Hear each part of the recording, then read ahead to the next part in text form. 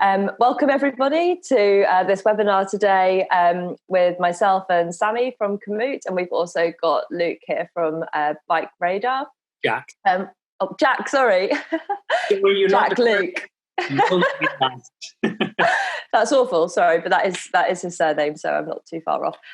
Today we're going to focus mostly on gravel, and in particular we'll have a look at some hacks and tips and tricks on how you can make sure that you're including the best gravel in your routes. Cool, so quick introductions. I'm Gaby Thompson. I work at Komoot as the Global Community and Events Manager. I've been with Komoot for about 2 years now. I started cycling in my early 20s when I was actually living out in the French Alps. So as you can imagine, it was super easy to fall in love with the sport. I was riding more and more and setting myself bigger and bigger challenges. And I started riding a lot of the Alpine sportives. So things like the Étape du Tour, the Marmotte, Time Begev, a lot of the kind of French Alpine classics. That led me into signing up for the Transcontinental in 2014, having no idea what it was like to ride for more than a few hours, let alone a few days. But I managed to get across Europe in 12 days, which gave me an amazing opportunity to have a race contract for a few years. So I raced all over the world, did some of the UCI World Tour and some of the big day races, so some of the spring classics and things like that. When that came to an end, I started to look a bit more for adventure where the tarmac ends. So I've been doing a lot more gravel riding, some gravel events, but also just planning my own adventures and a bit of mountain biking. With me, I've got Sami. Hi, sorry, I was muted. Hello, everybody. I'm Sami. I'm the community manager for Komoot in Spain, and I've been working with Komoot about 8 or 9 months now. As we were commenting before, I started cycling fixed gearing, and basically because I needed a bike to transport myself around the city and go to work back and forward. And that led me to like some racing and some competitive things like Red Hook and like 8-bar crit and others like that. After that, I joined a long trip through Route 66, which led me into like loving the long distance. I went and did also Trans-Labrador Highway, and then I raced it I got into like gravel, and then I raced at UK and like in Iceland, etc. So basically now I'm loving the outdoors, which I miss so much as in lockdown. But yeah, that's a bit like fast story of my riding life. Cool, and we've also got Jack. My name is Jack Luke. I'm the assistant editor at BikeRadar.com. I grew up in Highland, Scotland, where I cut my teeth mountain biking for many, many years before I kind of realised that the road riding scene was pretty good by the time I moved to Edinburgh. And around then I became quite obsessed with touring, like really traditional touring for a time. I realised it was much more Instagram compatible and much nicer to photograph if I went off and moved onto the gravel side of things. So around, 6-7 years ago, I started exploring a lot of gravel trails around Edinburgh and further afield in Scotland. And at that time, a friend of mine was working in a bike shop with me, and he got a job at BikeRadar. And after about 2 or 3 weeks in his role, I thought, I'd quite like that job as well. So I obsessively focused on that for some time. And I moved to Bristol 3.5, almost 4 years ago now, where I get to write about bikes and ride bikes and do nice things like this for a living. Cool. And that QR code actually that's just on the screen there, that will take you through to BikeRadar's profile on Komoot if you want to check out their routes that they recommend. And in particular, it will actually drop you into their collection, which they've made recently on some lesser known highlights in the UK. So a little bit of background from the Komoot side. This is the rest of the team that make the app possible. For anyone who isn't super familiar with Komoot, we're a route planner, and our big focus is away from performance, and we really focus more on the experience and discovery and helping people find those super nice places outdoors. We're a team of 65 people. This has grown rapidly, especially in the last 3 years, when we started to launch a lot more in new markets. So Komoot's originally from Germany, and we're now active in the UK, Spain, Italy, France, the Netherlands, and Belgium, which means that we're available in those languages. So you can have Komoot in your native tongue. We now have over 10 million users who use Komoot, which is really amazing for us because one of our key features is having local inspiration available to you guys live on our Komoot planning map. And this is in the form of highlights, which we'll have a look at a bit later on. And another really nice fact is last year we actually became more popular in Germany, Austria, and Switzerland than Google Maps for planning on bike and foot. So I hope that shows you that there's something in what we do there. Komoot actually started with a group of 6 friends who all lived in small German and Austrian ski towns. They all had a big passion for the outdoors, but also a love for tech, which is how Komoot started and what's got us here today. What we're going to have a look at when we jump into our live planning screen is some ways that you can really home in on picking out some really nice gravel spots. So to do this, we'll look at how you can plot and manipulate your waypoints to make sure you're going the way you want to go and taking in the wave surfaces that you'd like. We'll have a look at your tour stats, so your elevation profile, but also more detailed surface information. And if we have time, we can jump into some more advanced features. So for example, the off-grid route planner. Just to give you a quick overview on the local information I mentioned before. So highlights. Highlights are these little red dots. You'll see these all over the Komoot map. And these are all recommended by our community. So they're the super nice local spots that you often only discover when you live in an area or you've maybe cycled or hiked through a region. It's always really easy to find tourist information, but often the nice places are, the kind of lesser known spots. I just wanted to share a few examples with you. So I live over in Frome, which is in the south of the UK in Somerset.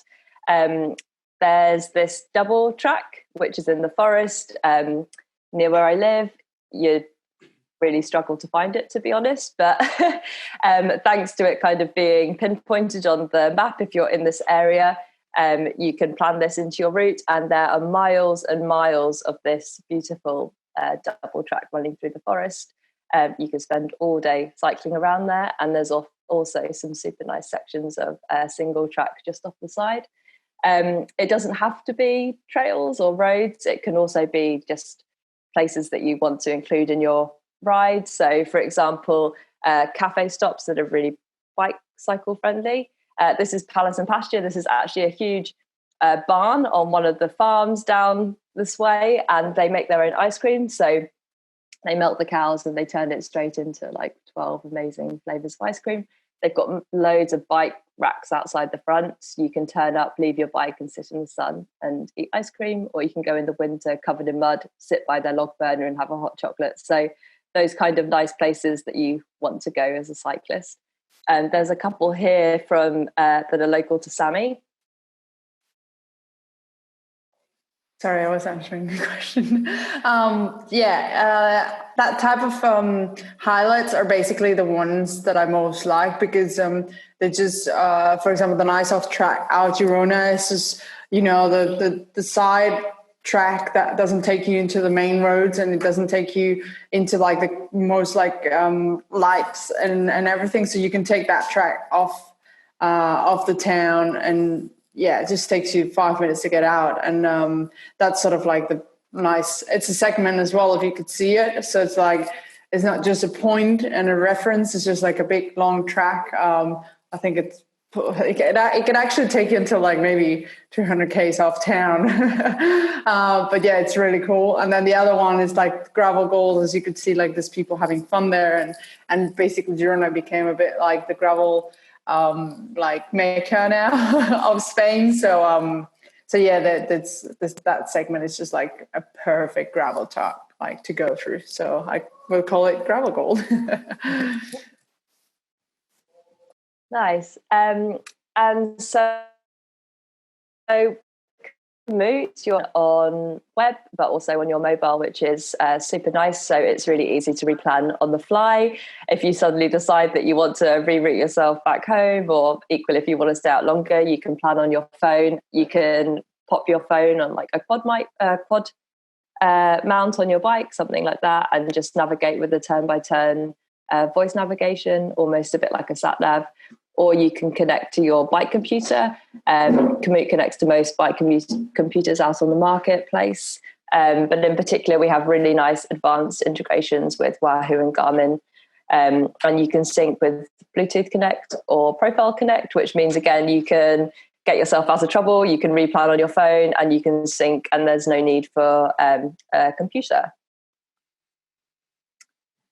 Cool. So let's talk a little bit about how BikeRadar have been working with Komoot. Maybe you could introduce this collection a little bit, Jack? Sure, of course. So Komoot approached us a couple of months ago and asked across the team for us to pull out from our collective experience across the UK and where we grew up or where we're based, some of what we believe are lesser known highlights in the UK. So that covered everything from beautiful classic road climbs to more off-road adventures, and even including a fairly chunky coast-to-coast ride as well. So it was a really good broad mix. Mine focused a little bit more on kind of where I grew up, but as well, the coast-to-coast route, which was the Reavers Way, was one of my true highlights of last year, and I was very happy to see it in there. I'm just going to share the link actually to there's a really nice video that was made on that route in particular. I'll just pop that into the chat box. And also, if you scan the QR code, it will drop you into the YouTube video there, so you can actually see how the route went for real. Mm-hmm. Do you want to tell us a little bit about that route in particular, Jack? Sure. We wanted to do a coast-to-coast ride for a video that we had planned. And there's a lot of kind of classic options out there, but we want to do something that's maybe got less coverage. So, rather than your South Downs Way or anything like that, we want to do something, a little bit more unknown, a lesser known highlight, one might say. But the Reavers Way cycle route takes you from Whitehaven on the east coast, really near Carlisle, so far north of England, right over, skirting the border with Scotland through what's it called? Where the Dirty Reivers held, through that kind of area, over towards just south of Newcastle. And it was a roughly 280 kilometre day. We wanted to do it in a day as part of this video. Very long day. But one of these routes where, although it's fairly chunky in distance, it has a really great mix of terrain. So you're kind of covering lovely, very quiet roads to proper off-road graded cycle paths onto some really, really chunky gravel. If anyone that's listening's done the Dirty Reaver, you will know that some of the gravel is very chunky. So you get a really good broad mix across the day. But the one thing I'd say about that route, which made it accessible, was that it doesn't have masses of climbing. It's got a lot, it's a long day out, but we're not talking thousands upon thousands of meters. So I having done rides of a similar distance, and perhaps my memories are slightly biased because it was a beautiful sunny day and we had really good conditions, but it's one of the best routes I've ever ridden in my life. And yeah, definitely probably the coast-to-coast route I would recommend. Cool. I'm just going to show you guys how this collection looks in Komoot, and then we can actually jump into this specific route. And I've got a few questions for you, but also maybe anyone tuning in, if they want to ask anything as well, please feel free to pop your questions in the chat box. So when you create a collection on Komoot, this is something that we do at Komoot. We have a team of editors who are experts in particular sports or particular regions, and they create these really nice pieces that you can search for and find and use the GPX files for, so you can go and follow these routes yourself. If you have the premium version of Komoot, you can also create your own collections, which is super nice. If, say, you're doing a trip, you can have all of your routes visible on one map like this. So the routes are here, the red dots are highlights. If you want to bookmark highlights, you could also do this for your local area, for example. I've got a collection where I put up all my favorite cafe rides, and then I've also just included all my favorite cafe highlights. And if I just want to pop out after work, I jump on, and it's just a nice way to grab a route. All of the routes and highlights are then listed in more detail below. So then you can click in and then you get all the information about that specific route. So this is the Reavers cycle route. And then as you can see, all the highlights that are included in the route are then listed below. You get really nice photos from the community and also really nice tips. You can see the route underneath. The red dots are the highlights, so I know where I should expect to go through those. I can see the elevation profile. I can see what kind of incline I should be expecting. It looks like quite a bumpy one. And then I also have the surface information. And if I hover over this, I can then see where exactly on the map I should be expecting to hit the unpaved bits. I wanted to ask you actually, which direction did you say that you rode this route? We did it from east to west. We did that for a number of reasons. Primarily, the climbing was just a little bit nicer going in that direction, but also with the wind, it is a very east to west route. So it's definitely one that's worth doing with the wind. And because though it doesn't make a massive difference, it's nice to have a helping hand on a 280k day. So yeah, we ended up doing it that way around. And we left about, I think, if I remember correctly, it was just before 6 a.m. we left. And I think we finished about 9, 10-ish. And bear in mind as well, we were filming. So lots of faff, lots of fitting GoPros and stopping and riding sections back and forth. And it made a great video, if I do say so myself, but it added a little bit of extra frustration to a very long day. Yeah, so you guys did it in a oneer, but if someone wanted to go and maybe ride this route but at a more leisurely pace, how many days would you recommend? I think 2 would be a very pleasant trip. 2 chunky days would be really nice. 3 would be absolutely fine as well. The reason I say 2 is there's quite an obvious midpoint. I'd have to look at the map to point it out exactly, but there was a obvious midpoint for me where emotionally I was quite ready to finish for the day, and I thought it'd be very nice to stop now and do the other half tomorrow. So 2 would definitely be your keen goal, but a doable one. And you rode it with Joe, who's also from BikeRadar, is that right? Yes, he's our video manager on BikeRadar, yeah. And you both had slightly different bikes. And I was wondering if after the ride, if there was one that really seemed like the better option for this. I would say mine. I rode the Specialized Diverge, which I'd had a little bit of experience on before. But I rode it with, if I remember correctly, I think it was like 35mm tires, which was more than enough for the kind of terrain we went on. But for me, the kind of squishiness of the Future Shock really actually helped on that long a day, because it doesn't matter how rough the terrain is. It's a long time to be on a bike. And just that little bit of extra comfort was a little bit better than his Argon 18, I think, just because it's just a more comfortable bike overall for a long day, which is rare because Joe is a far, far fitter person than me, and I felt much fresher than him at the end. So that was a real treat. And how would you say the route stacked up in terms of how much road to gravel ratio was there? I struggle to put a number on it, but I would say that, over the course of that day, there was easy 50, 60k of kind of either gravel or off-road cycle paths. Quite a lot of it were paved cycle paths, your kind of rail trails, which are lovely. It's a really nice way to cross the country, totally stress-free. But then the rest of it was very, very quiet back roads. I really cannot stress how good a route it is. In terms of navigation, it's really well signposted as well. Obviously, the route's mapped as well on GPS, so you're not going to get lost. But it's a great, great day out. The last bit as well, a real highlight for me was, I think the last 20, 25k as you're coming in to the west side, you're pretty much off the road the entire time. And there's a very gentle downhill all the way to the harbour. So you have this really lovely way to finish. No stress. Very good fun. So George is asking, what gearing did you use for this ride? We rotors won by 13 group set for that. And I think if I remember correctly, my gearing, I think I had like a 46 chain ring with a 46 maximum tooth on the cassette. I'd have to double check, but about a 1-to-1. Joe had something a little bit easier, so he could spin up some of the steeper climbs.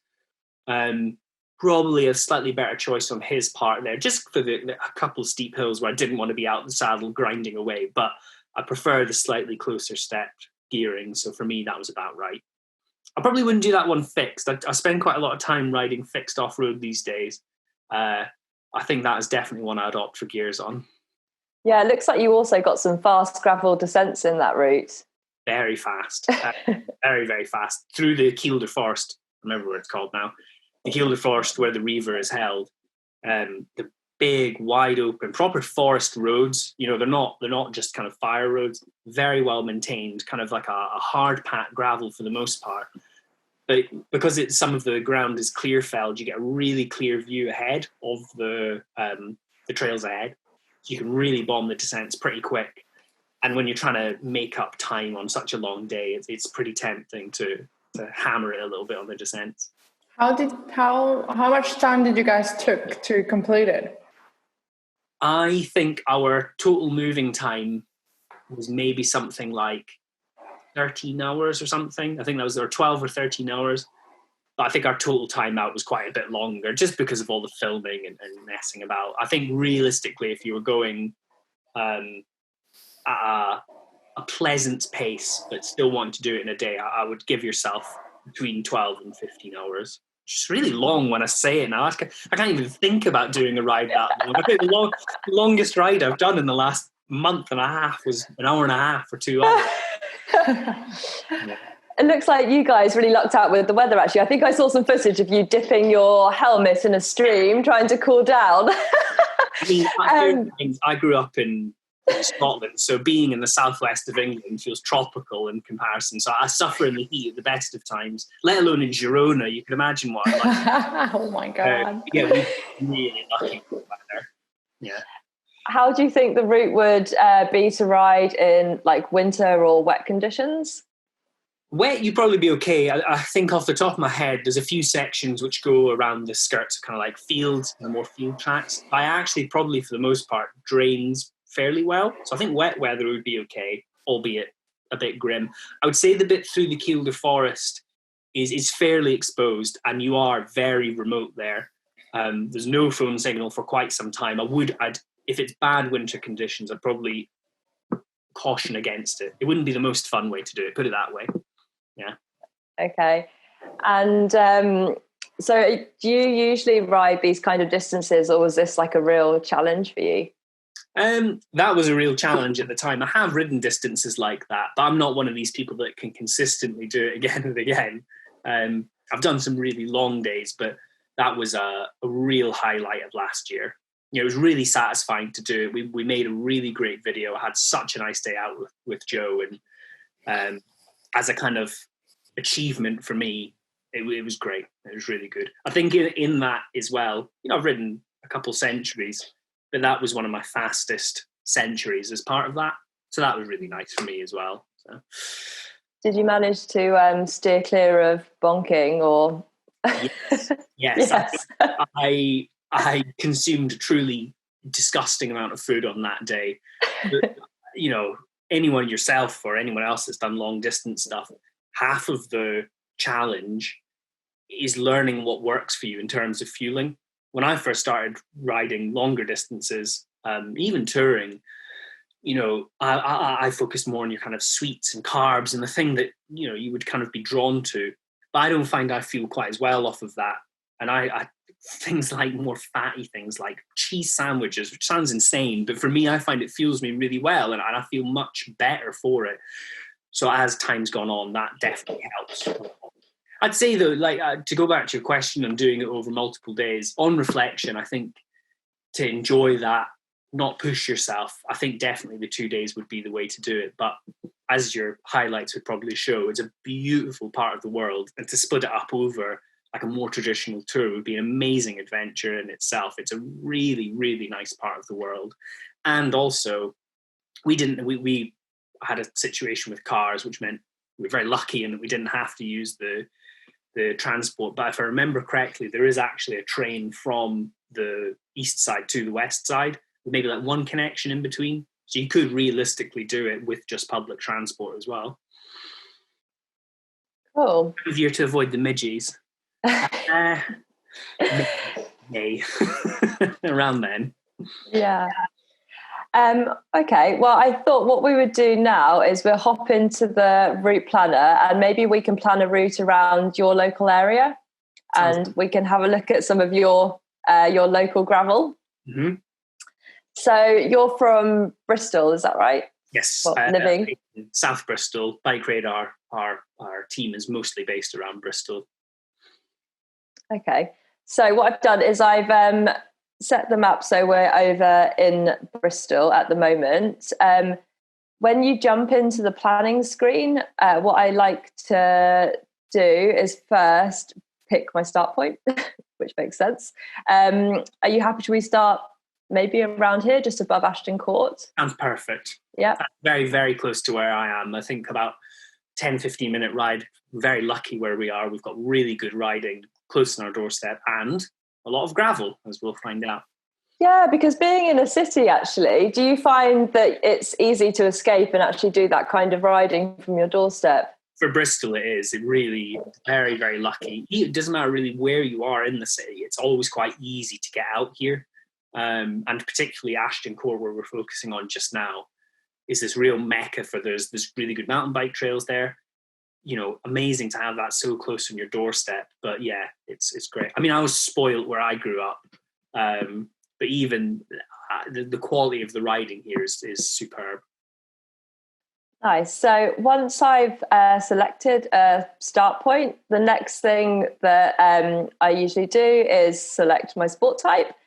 With Komoot, you have an option of hiking, bike touring, mountain biking, road, running, gravel, mountain biking, and also mountaineering.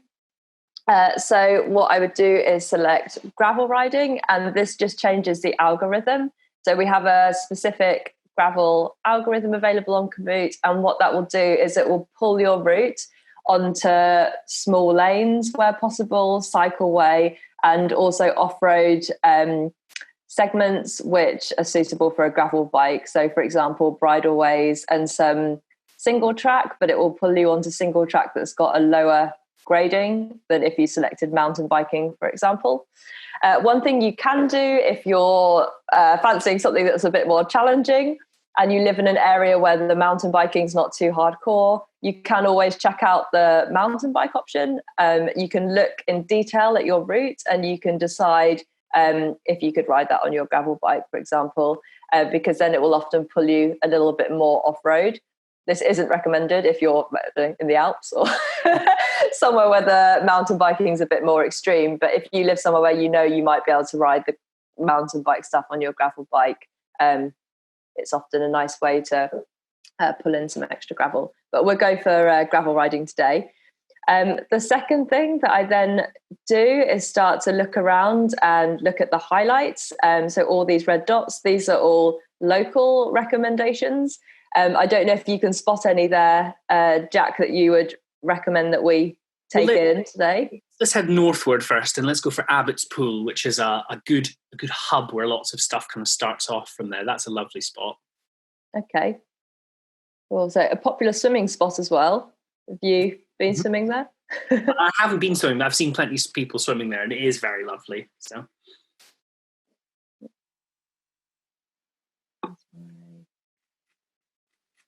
Start point gone. Oh, we wanted to start just down here, didn't we? Okay, so now Komoot will start to plot my route for me. The blue line is my active planning line. When I'm looking at the map, I can see anything that's shaded. So with this lilac colour, this is actually a long distance recommended cycleway. I can see that because I'm in the cycle map. These three maps here, these are all premium maps. So there's a specific hiking map, cycle map, and mountain bike map. The mountain bike map pulls up all the color graded trails. If you're in like a area which is rich in mountain bike trails, this is super useful. There's also a standard Komoot map, and if you don't have the premium offering, that's totally fine. You can also jump into the open cycle map if you want those cycleways to be really visible, or you can use the standard Komoot map here. I'll just leave it in the cycle map for now. Okay, where should we go next? Let's head, I was speaking to one of my colleagues who said just a little bit kind of to the south west of where you were, if you kind of head along that top route there, there's steep and loose and place to cool off just there, just south of Wraxall. That's a really, really nice spot, apparently. I'd like to explore around there. It's a little bit. So there's Wraxall. Down here? Or over more here? That's the one, yeah. Place to cool off. I think this is like a very swimming route. Based ride. Cool. So we can see that's going to be another highlight that we've taken in there. You can always look and see what else is on the way to get a feel. So there's some steep, loose gravel here. You can see someone's actually put in a picture of how the gravel actually looks there, so you can get a real feel for it, and a bit of a warning. So it's always good just to have a look around and see what to expect, but we're going to say that we're fine with riding that. When you export these GPX files from this, does it include these highlights as a point of information or a waypoint? So what happens is when we save the tour, we'll see all the highlights listed below, and then you have the real overview of like information. Mm-hmm. When you export the GPX onto your device, you'll then just be given the route to navigate. You won't see the highlight information. So it's good to check it out before. So you're kind of informed as to how the route's going to be. Should we keep moving south? Let's move south, yes. I've been focusing a lot on the north recently. It's too convenient, so I should broaden my horizons. How's the riding down here? Should we come this way? Well, I've just seen peachy single track there, just to your, which I mean, that just sounds tantalising. Oh, that does look interesting. It does look interesting, yeah. That looks more like a hiker-bike situation. Trevor says it gets a bit fruity towards the bottom. Very good. Okay, we're doing it. Now where would you like to go? Let's keep going just a little bit further south. Let's go past, gravel climb up from the airport. I like the sound of that. Okay, and this is also a segment highlight. So you can see when I hover over this dot here, actually, that it pulls up a line. When you create highlights for the map, which everyone can do after you've completed a ride, you can either select that you want to add a specific point. So often that could be like a trail, a viewpoint, a cafe. If there's a section of trail or road where it's really, really worth someone riding that whole section, you have the option to create a segment highlight. You can choose the length of this and it goes onto the map and looks like this. One thing that's quite important though is, like with this one actually, it's nice if it doesn't have junctions that intercept it, because if I say that I want to ride this segment, it's going to make me ride the whole thing. So it's difficult for people to join it partway through. Make sure that you always just do an uninterrupted stretch of trail. Cool. Should we start making a loop, or do you want to keep going south? Let's head eastward. I want to see, so just below, exactly there. I want to see where these byways take me up to the top of Col de Dundry, our favourite training hill. Is this it round here? Yeah. Okay. Gentle path to technical descent. Sounds excellent. Ooh. So now it's decided that it wants to take me around this lower section here. If I now want to see what's being recommended, a really good hack actually is to press the letter M on your keypad. This lifts the line. And then I can have a look underneath. Something I like to do actually is if I'm doing some really detailed route planning, is you can hop into the satellite map and then you can zoom right in and you can lift the line, and then you can try and really have a bit of a bird's eye view as to what the surface or the road's going to actually look like. And you can often tell if it's going to be like double track, for example, or single track. It's really useful. If I decide that I really want to go on this bridleway, I can drag my line. So I can just click and drag it up here, and I can start to really manipulate it. I could also just click on the map, and I can say that I want to include this point on my route, and it will add in a waypoint, which means that I have to pass through this route. And I can do that as much as I like. Okay, let's keep coming around here. Where next? Let's head a little bit further north. I want to see where we can cut through the town, find me some new... This looks like there's a lot of paths and trails through the city, so I'm curious to see where it would guide me through there. Okay, where would you like to go? Sort of up here? Looking at the map, the kind of darker green, thinner lines, I presume they're walking paths rather than cycle trails. Yeah, so when you're looking for like bridleway, often they look more like this. Okay, so these slightly faded lines, these are footpaths. So obviously in the UK, we're unable to ride on those. Mm-hmm. And actually, if you do see something on the map and you're not sure like what it is, if you click this question mark down here, you get loads of helpful tips and tricks, and you can also look at the map key. So you can see exactly what everything means on the Komoot map. You can also click in here in the single track section, and you can go into the single track scale. So all of the single tracks graded S0 to S5. S0 would be hard pack, like easy riding, and S1 would also be very suitable for gravel. It might just be slightly looser gravel, for example. S2, S3 is definitely going to be mountain bike territory. S4 is like hard alpine mountain biking, and S5 you might even be like hiking your bike. I don't know, Sami, where do you usually cap your grading when you're doing gravel? Do you ever venture onto S3, or do you keep it at S2? Depends if I'm packed and loaded with stuff or not. If not, yeah, why not? It's adventure, you know. Is it really a gravel ride if you don't get off and push your bike at some point? Exactly. I'm with you.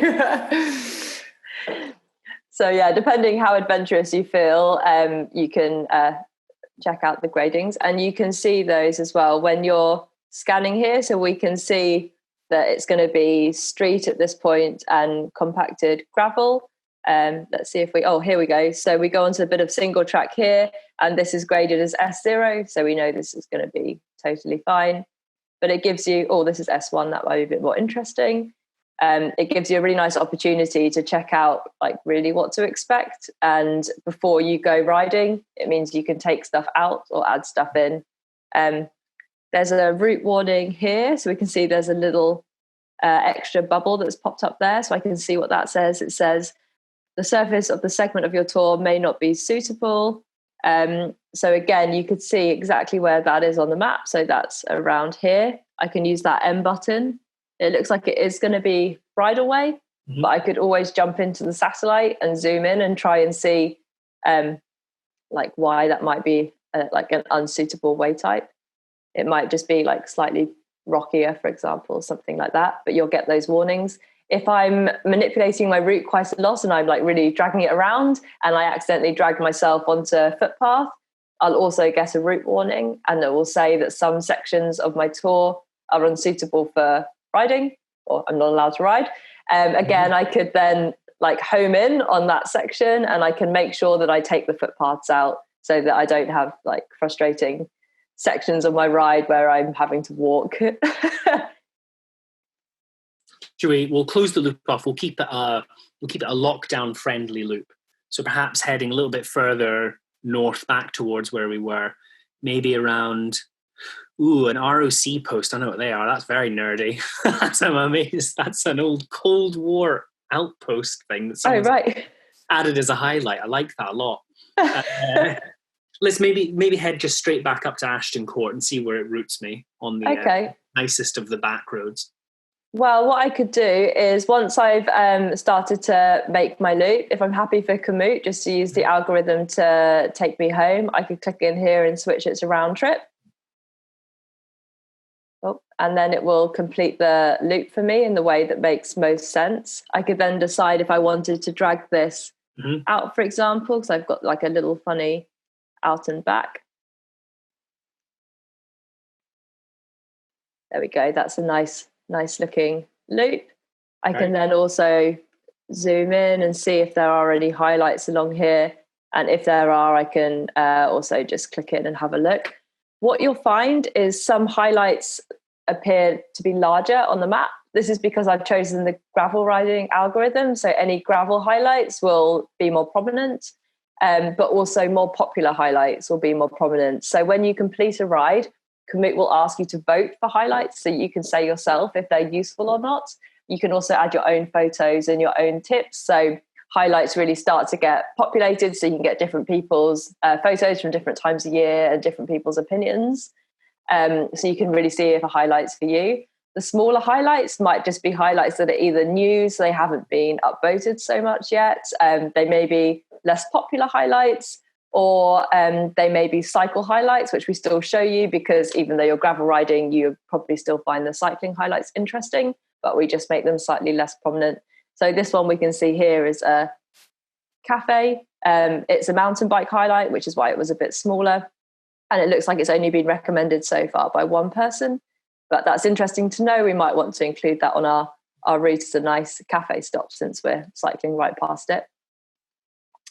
When I'm happy with my loop, I can always click this and it will zoom me out so I can see my completed loop, and then I can still zoom in and look at different sections. I can also go over here and I can press this little plus. And if there's anything else that I'm interested in, if I want to see is like along the way, I can also pick out particular points of interest. So for example, if I wanted to find a camping ground, if I was on an e-bike and I wanted a charging point, for example, I can go in here and I can be quite selective and really customize my map view.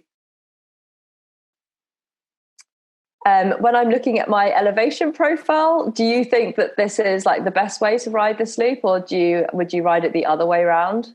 No, I would ride it that way around because it would avoid me having to do the climb up Dundry, up the steep way. So no, I would definitely do it in the anti-clockwise direction. Okay, cool. So yeah, we'll ride it that way. But if you did want to switch it, you can always click here as well. And this just quickly flips your waypoint order for you. And then you'd go the other direction. There we go. The route would change slightly, and it will only do that if, for example, there's like a one-way section or something like that. So if you want to go the other way around, it wouldn't route you the wrong way down a one-way road, for example. Another thing we can do is we can change our fitness level. I don't know, how are you feeling, Jack? Or mid-low, and let's go slightly under in good shape.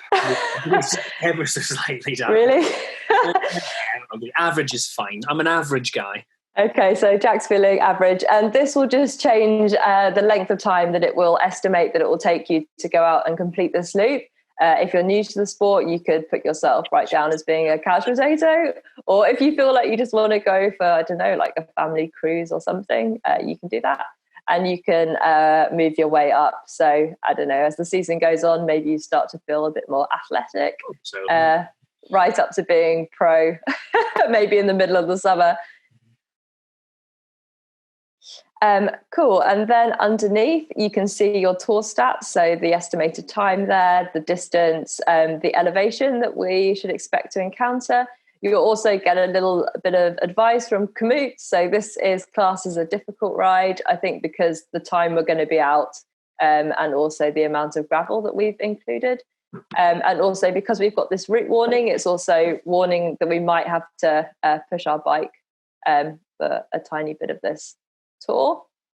You then get your way type information, and you can hover over this and you can see exactly when you should expect to be on these different way types, and also the surface information there. Cool. I'm just going to stop at this point and just check with Sami if we've got any questions,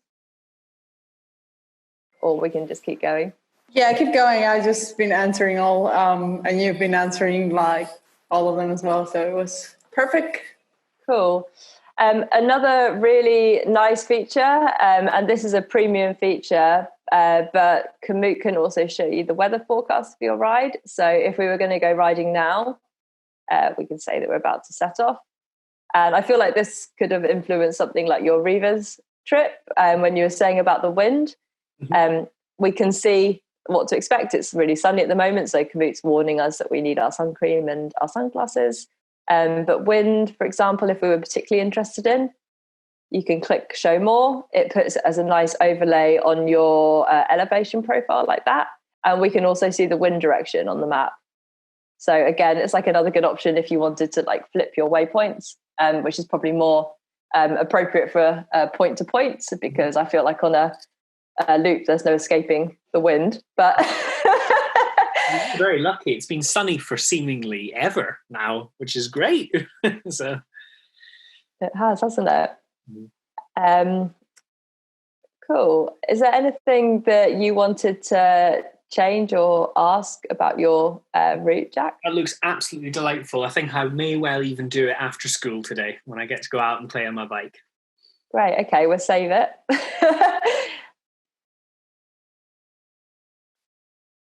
And then, sorry. There's a good question as well that we've had it already twice. Are the same planning features available as in the browser or in the phone? And how can you see which difference are there between phone and browser? So you can plan in your phone. Most of the features are available. The thing that's sometimes trickier is if you really want to plan in detail. It's obviously just easier if you've got a big screen and mouse and all those things like you have on your computer, and you're able to zoom more easily, things like that. Sometimes it can be tricky to plan in detail when you're using like a touch screen on a phone, but it's totally possible. There's a couple of features that are missing, for example, the M key to lift the line, but everything else is in there. And a lot of people do use Komoot to just plan on the fly on their phone. And yeah, it works really well. Cool. So once we've saved Jack's tour, you can then see, you get a really nice overview. He's got all the highlights that he picked out detailed below. And you'll also still have your map there. Yeah.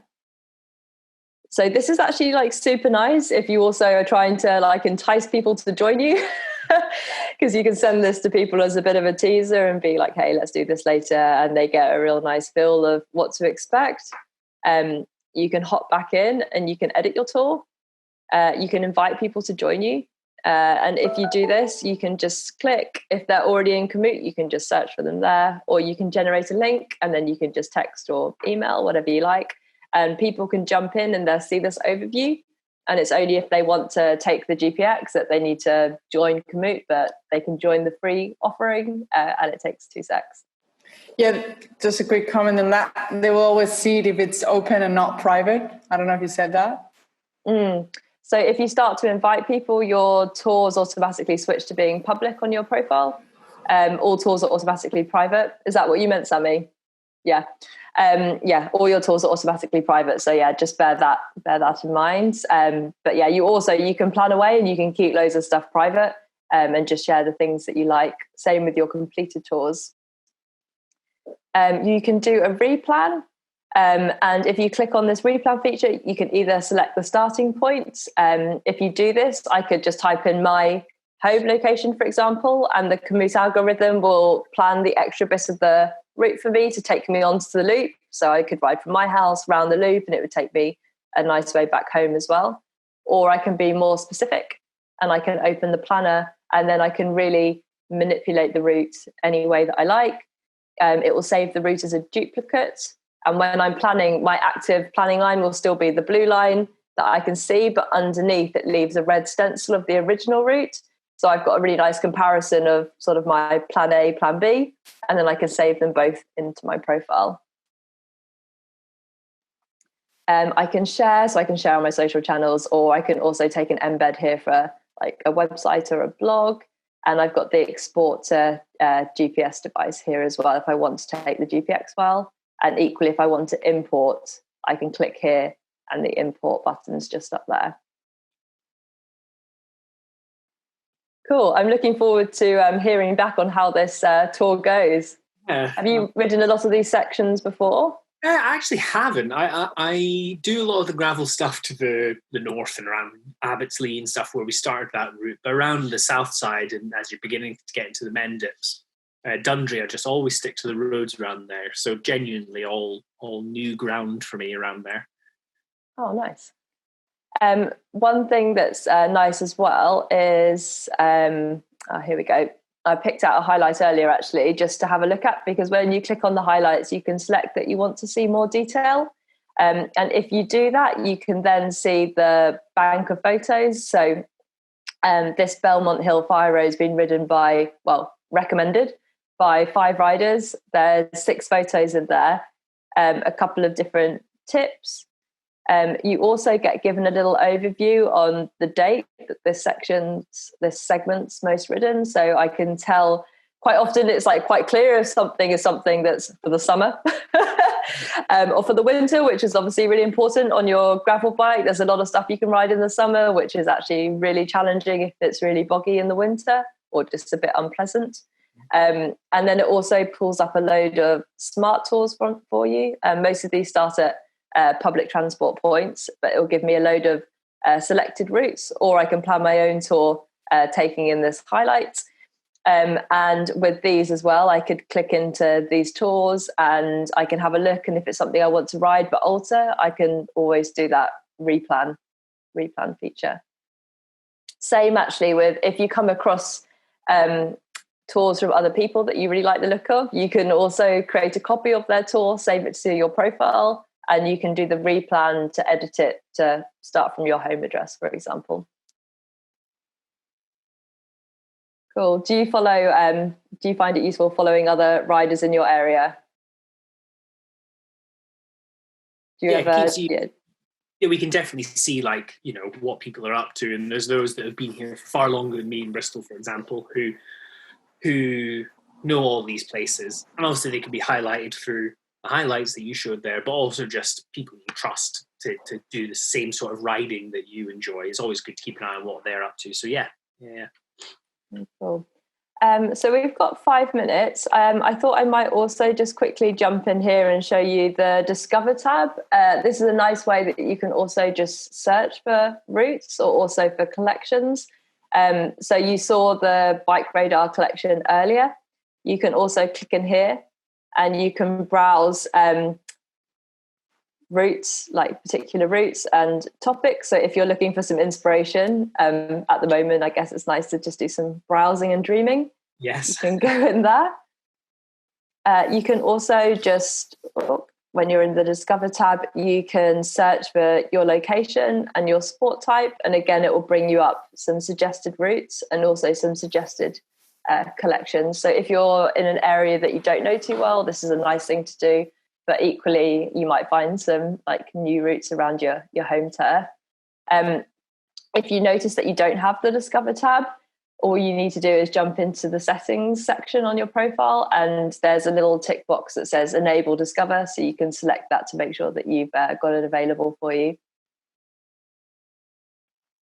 Doesn't sound like Jess's ride was much fun. Training.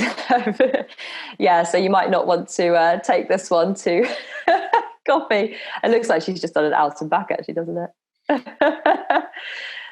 Other people don't think it looks too bad.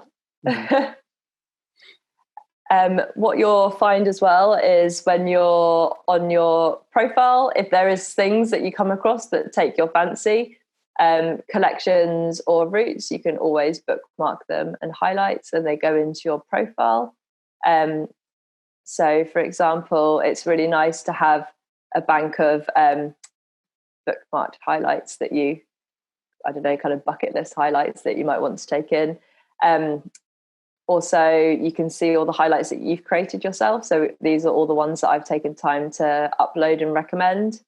And the same with collections. If you have the premium feature, you can have your own collections, which you can create, but you can also bookmark collections. So anything that you come across, that you feel like one day you want to maybe go and ride or is of interest to you, you can bookmark them and then they're all saved into your profile. I hope you're planning on doing the GB divide there. I hope that's yeah, my first ride of freedom. Maybe. Yeah, I know there's lots of collections out there that really take my fancy. Have you got a ride that you've got in mind for when we're allowed to go a bit further? Yeah, definitely. My partner and I are going to be doing a big kind of semi-off-road tour in our tandem all the way around the kind of coast of Scotland later on in the year. We should be going now, but obviously we'll wait and see how things pan out. But yeah, I'm really looking forward to some time in a tent. Yeah. But you guys are not allowed to go further far, or like, how is it? It's not very well defined. You're supposed to be, exercising once a day, not far, no car, all that sort of stuff. We're keeping it very, very limited. To be honest, it's a moral question as much as a legal one, and I think we should all be making efforts to keep it as local as possible, because all the good adventuring will still be there when we come out the other side. Yeah. Very good. Mm-hmm. Cool. Well, let's leave it there. If there's anything that you think of after this webinar that you forgot to ask, you can always drop myself or Sami an email. Our email addresses are just on the slide here. But yeah, thank you so much for joining. I hope you learned some good tips and tricks so you can get planning some super nice gravel routes. And also enjoyed having a look and hearing Jack talk about some of the lesser known highlights in the UK and how BikeRadar have been using Komoot. Thank you very much. Yeah, definitely check out that collection. It was good fun to put together, and I enjoyed hearing about the team's rides and where they'd gone. So yeah, it's definitely one to check out. Cool. Thank you, everyone. Have a lovely weekend. Thank you very much. Thank you, guys. Have a good weekend. Bye. Ciao.